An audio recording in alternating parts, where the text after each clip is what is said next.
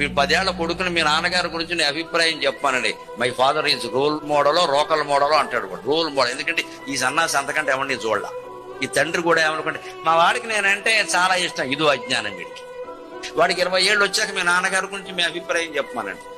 మా నాన్న గొప్పవాడగానే ఆయన కొన్ని విషయాలు తెలియవండి. ఎందుకంటే వీడికి గర్ల్ ఫ్రెండ్ వచ్చింది. విషయం అది 30 ఏళ్ళు వచ్చాక వాడికి సాఫ్ట్వేర్ ఉద్యోగం వచ్చాక సంవత్సరానికి 36 లక్షల ప్యాకేజీ ఉండగా నెలకి 3 లక్షల జీతం ఉండగా వాడితో మాట్లాడండి. అప్పటికే ఏమిటో పెద్దవాళ్ళని అంటే బాగుండదు కదని ఫూలిష్ అండి. డైరెక్ట్ గా ఫూల్ అంటే బాగుండదు కదా. ఎందుకంటే ఫూలిష్ అండి. మా నాన్నగారు ఏమిటో పోస్ట్ మార్కెట్ ఉద్యోగం చేసుకుంటా పల్లెటూళ్ళు అలా ఉండిపోయారు. ఆయన రిటైర్మెంట్ అప్పుడు జీతం 30,000 అండి. నాది ప్రారంభమే 3 లక్షలండి. తండ్రి మూర్ఖుడు కింద కనబడ్డాడు.